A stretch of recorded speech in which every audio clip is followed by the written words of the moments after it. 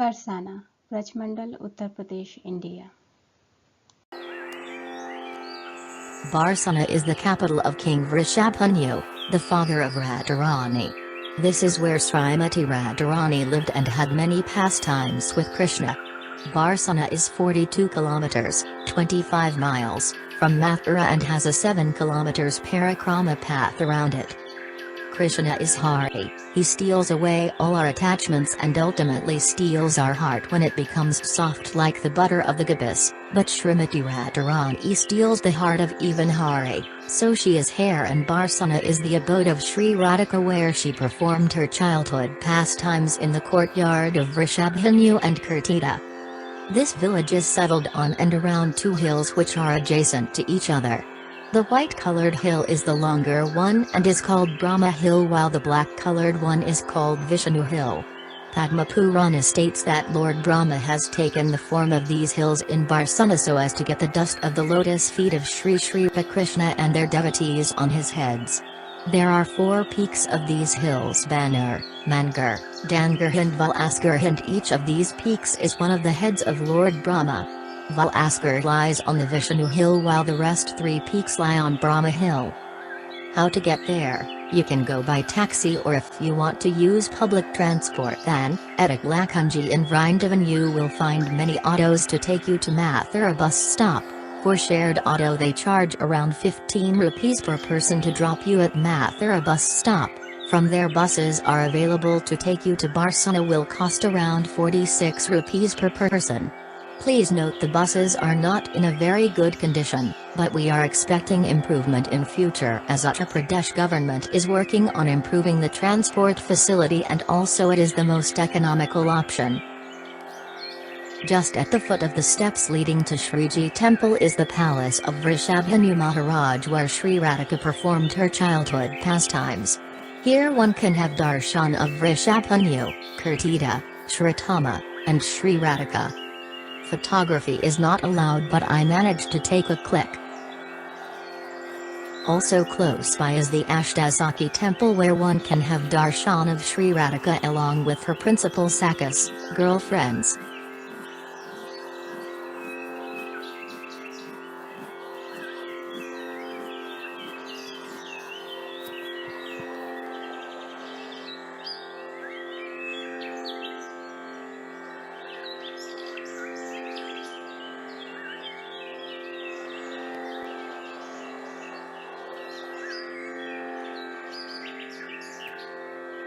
As we progress on the steps leading to Shriji Temple we can see a small temple of Brahmaji who is welcoming and blessing devotees going to take darshan of Larily-Lal.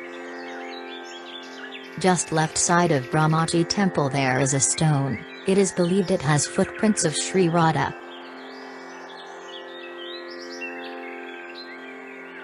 Atop banner is the famous temple of Shriji. This deity of Shriji, also known as Larily-Lal, the beloved one, was originally established by Vajrayana, some 5,000 years ago. This temple is on the top of the main peak of the Brahma Hill. It is said that where this temple is located is where King Vrishabhanu, the father of Radharani, had his palace.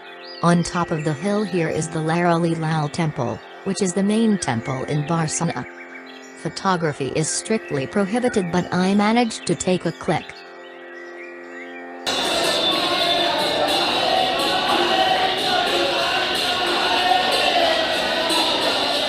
Srimati Radharani, along with her Sakhis, used to go out on the pretext of selling milk in the market of Mathura, carrying yogurt in clay pots on their heads. Sri Krishna and his friends would hide along the way, and when Radharani and the gopis approached, Krishna would block their path and speak to them with pleasant words. He would make them put down the pots from their heads and by force eat all the cream from the top of the yogurt. The Sakhis were harassed like this almost every day. One day they called a meeting and had a serious discussion. Lalita told Radharani, "Oh Sri Radhe, every day this most naughty boy Krishna is obstructing our path and eating all the cream from the top of the yogurt. Thus we are unable to sell our yogurt because no one wants to buy it without cream on top. Today we should go to Mathura via a different path. Today we will go through Sankhari Khole, a path in between two mountains. That path is very isolated, and Krishna will never know. He will be waiting on the other road. We will go to Mathura safely, and Krishna, being unsuccessful by not meeting with us, will go back to his house. All the gopis like Lalita Sakhi's proposal. Radharani and her Sakhis put the yogurt pots on their heads and started along the chosen path. All cognizant Lord Shri Krishna knew the plan of the gopis, and instead of waiting on the path usually taken by Radharani and her Sakhis, Krishna went to Sankhari Khole. Accompanied by his Sakhis, Krishna climbed to the top of a tree and awaited the arrival of Radharani.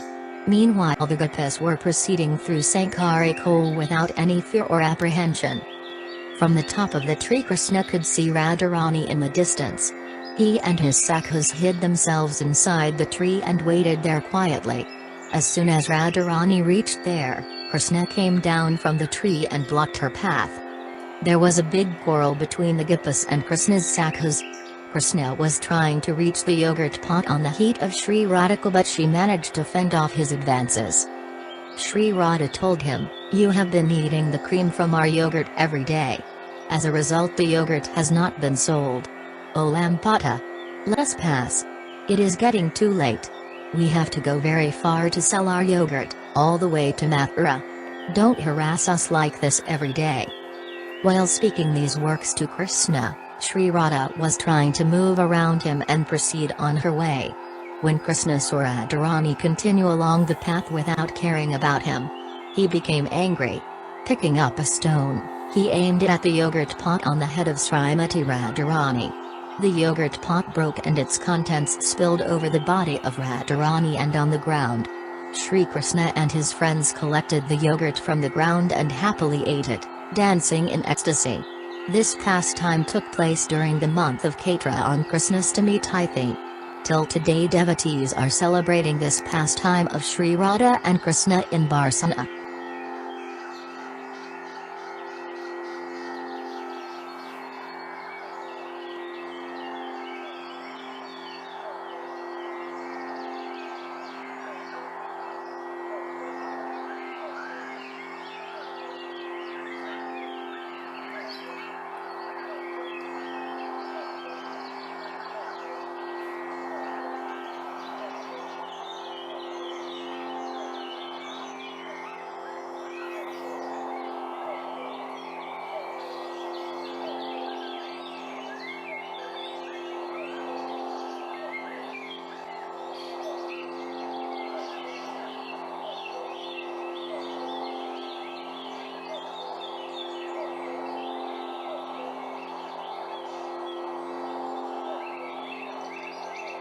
We can see spilled yogurt marks on Sankhari Khole.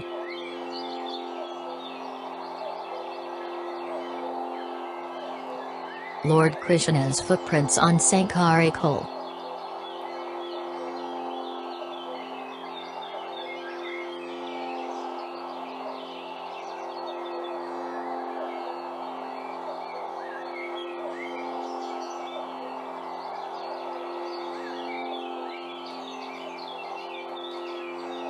This pastime place known as a Vilasa Garh is situated on top of the hill known as Vishnu Parvata, which is considered to be a manifestation of Lord Vishnu.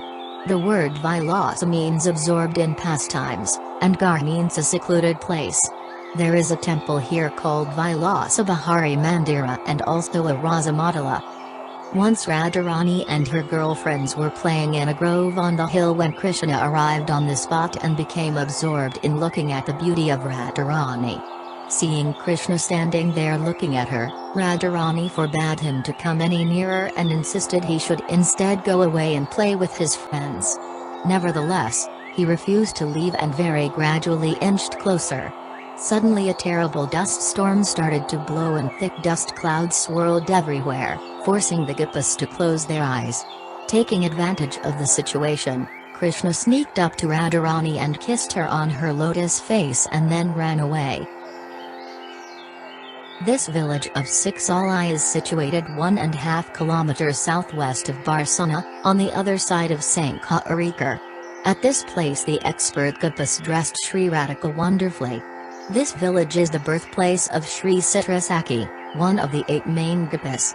Citrasakhi was expert in dressing decorating Radharani with various cosmetics and ornaments, and therefore Radha would regularly come to this place from her home, so that Chitrika could help her with her makeup and jewelry before she went to meet Krishna.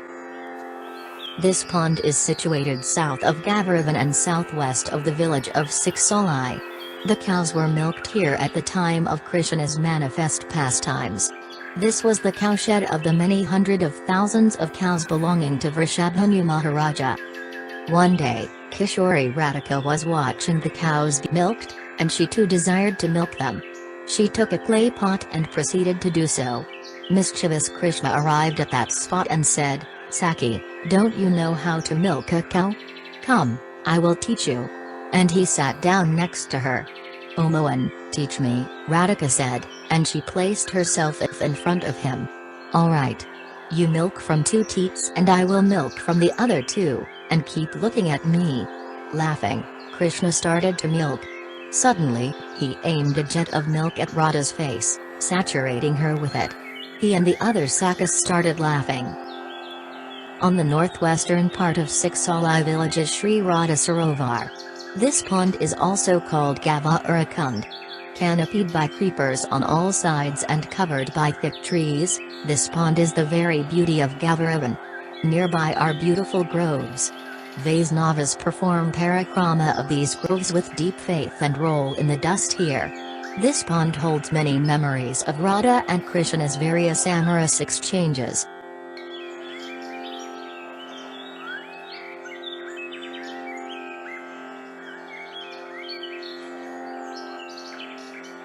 The word Gahvaravana means an impenetrable forest with thick foliage and considered to be a very secretive place.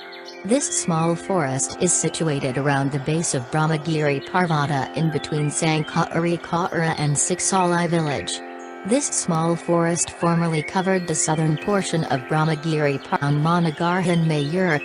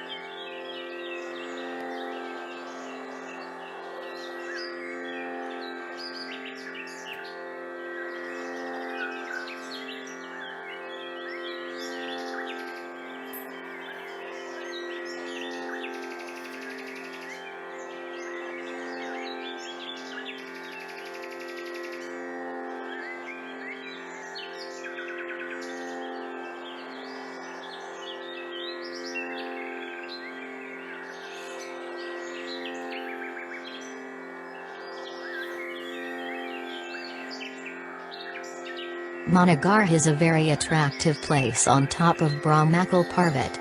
Radhika displayed mana, or a sulky mood, here, but Razika Krishna very skillfully broke it.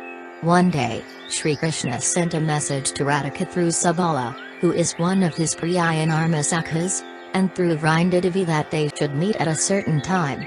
Krishna was on his way when he suddenly met Padma, Chandravali's friend.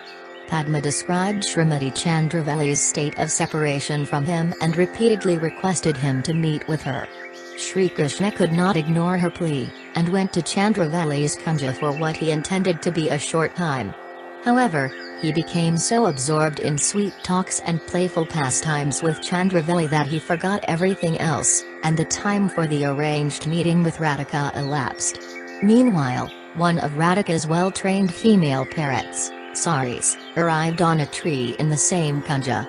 The parrot returned to Radhika and told her all the details of Sri Krishna and Chandravali's sweet conversations and playful pastimes. Radhika became deeply distressed and went into a mana that was very difficult to break. Within her heart, she firmly resolved that she had no need for such an insolent Krishna. So when Sri Krishna finally arrived, long after the appointed meeting time, Radhaji turned her face away from him. Seeing her unwavering mana, Sri Krishna tried to appease her through all kinds of means and tricks, but her mana would not break. Becoming hopeless and feeling sad, Krishna left that place. On the road he met Vishakha, who advised him to disguise himself as a new Saki playing a veena. He went to Radhika together with Vishakha, who introduced this new Saki as Shyama Saki. Vishakha profusely praised Somasaki's ability to play the veena and sing, as well as all her other skills. Radhika seated this new Saki next to her with great honor and respect. Upon hearing her exceptional singing, she became filled with delight and embraced her. Radhika recognized her beloved merely by his touch, and as soon as she had done so, her mana was broken. Surrounded by her friends, she now became absorbed in beautiful pastimes with the beloved of her life.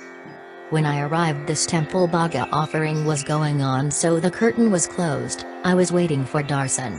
Temple Pujari was talking to me and told many things. His Holiness Radhanath Swami Maharaj stayed in this temple for 6 months in the year 1969.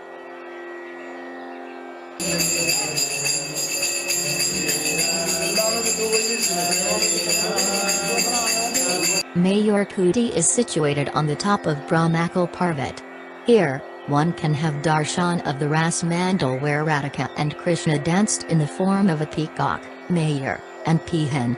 Once, Radha and Krishna came to this place together with the Sakhis. Upon seeing them, the peacocks became overjoyed with ecstasy and began to dance. Clouds gathered in the sky, and a light shower of rain fell. Nature had decorated herself fully, as if she was a beautiful and charming young woman. Radha and Krishna could not check their feelings. Taking the form of a peacock and peahen, they danced in an astonishing way along with the circle of peacocks and peahens. All the Sakhis were astounded to see their skillful dancing. They began to sing different kinds of ragas, like Malhara, which increased Radha and Krishna's pleasure. One another day, while staying in Barsana, Srimati Radharani was unable to go to the house of Nanda Maharaja to cook for Krishna. Sri Krishna felt very sad that he would not see Sri Radha, and so he went to Barsana, hoping that he might get a glimpse of her. He climbed to the top of a hill and from there looked upon the house of King Vrishabhanu, expecting to have darsana of Radharani. But she was nowhere to be seen. Then Krishna started to make a sound like a peacock, calling out to Srimati Radharani.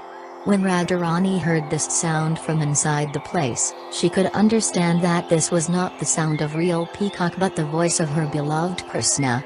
She thought to herself, Krishna is calling out to me, but my mother may come to know it is Krishna and not a real peacock. And so, without informing Mother Kirtida, Radha left the palace and went searching for Krishna, following the sound of his peacock call. After some time Radha and Krishna met at the top of the hill. Both of them were in ecstasy to meet with each other. They entered into a cave in very solitary place. Radharani sat down and Sri Krishna lay on the ground, resting his head on the lap of Radharani. Radharani was caressing Krishna's body very affectionately while speaking different loving subjects with him. Meanwhile, Mother Kirtida realized she had not seen her daughter for a long time. She became worried and searched for Radharani all over the palace, but she was nowhere to be found. In great anxiety for her daughter's safety, Mother Kirtida went in search of Radharani. Seeing her footprints outside the palace, Kirtida followed them to the top of the hill, reaching the entrance to the cave where Radha and Krishna were exchanging loving talks. At the moment Kirtida arrived at the mouth of the cave, Sri Krishna was lying on the ground with his head resting on the thigh of Radharani, facing the entrance of cave. Radharani was gazing upon the beautiful face of Sri Krishna and talking with him while affectionately caressing his body. Kirtida entered the cave but could not see Radha and Krishna in the darkness. Krishna, however, could see Kirtida. He knew the cave had only one entrance, and that there was no place inside the cave to hide. When he realized that there was no way to escape, Krishna accepted the form of a peacock. Thus, to Kirtida, it appeared a peacock was lying on the ground with its head resting on the thigh of Srimati Radharani, who was stroking the peacock affectionately and talking to it in a sweet and loving way. Kirtida said, "Radha, what are you doing alone in here? I did not see you in the house for a long time, and I was very worried. I came here searching for you, following your footsteps." Radharani said, "I was feeling bored sitting all the time inside the house. I came here and saw this peacock, and so I am just sitting here stroking him." Mother Kirtida said, "It is already noon time. Let us go back home. You must eat your lunch now." Radharani lifted the peacock from her thigh and gently placed him on the ground. With great sadness she returned to the palace along with her mother. There she took bath, ate her lunch, and rested. Krishna transformed from his peacock form to his own Samasundara form and returned to his house for lunch.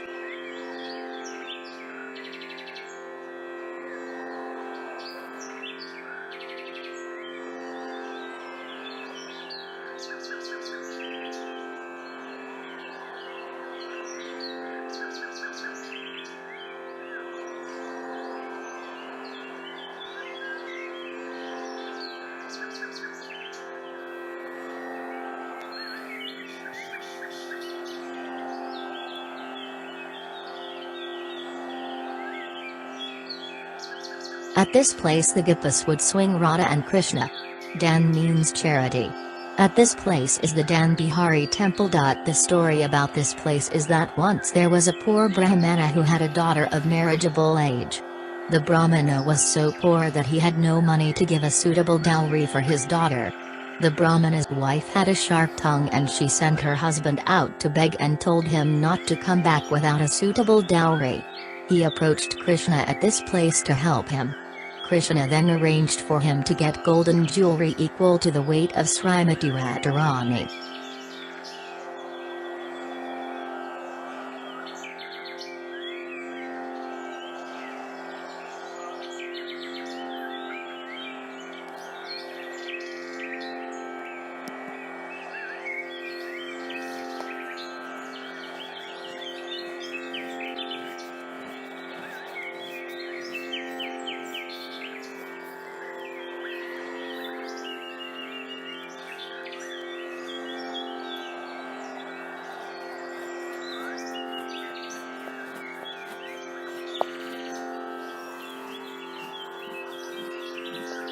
This beautiful temple was built by the Maharaja of Jaipur for the pleasure of Srimati Radharani at a great expense to the king. The deities here are Radha and Krishna known as Sri Sri Kushal Bihari, along with deities of Gopalaji and Hamsagopala.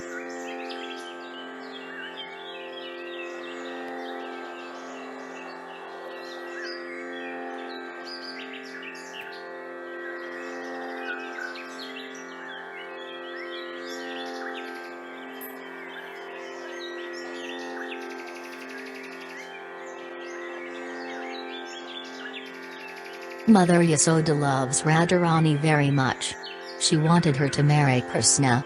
One day when Radharani was at Nandagrama, Mother Yasoda smeared Radharani's hands with turmeric.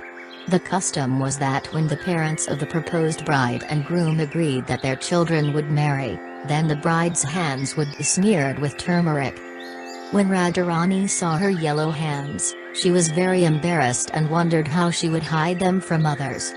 She ran to a nearby pond, eager to remove the turmeric before she returned to her home. As she washed her hands, the entire pond turned yellow in color. The pond is now called Pila Pukkar. Pukkar means pond and Pila means yellow. The water of this pond is still yellow even today. Paya Pukkar is across the road from the Larily-Lal temple, at the bottom of the hill. If you just left the place where most people park to go to the Larily-Lal temple, you go back to the main road, about 200 meters away. Directly in front of you is a bridge, which you cross. After going about 200 meters, directly in front of you is Paya Pukkar, behind some buildings, a school. It is a large well-kept kunda and is hard to miss.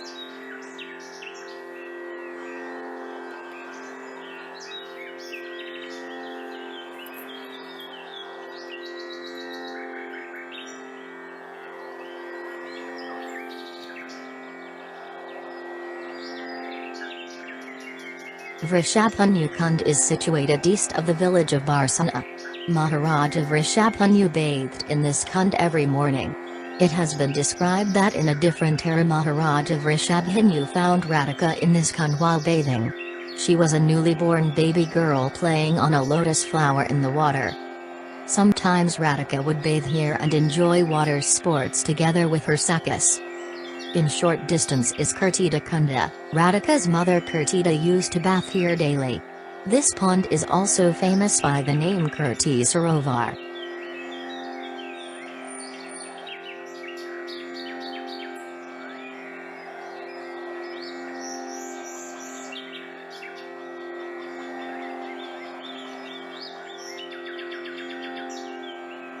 Below are the details of my other videos. All glories to Srila Prabhupada. All glories to Sri Guru and Sri Gauranga.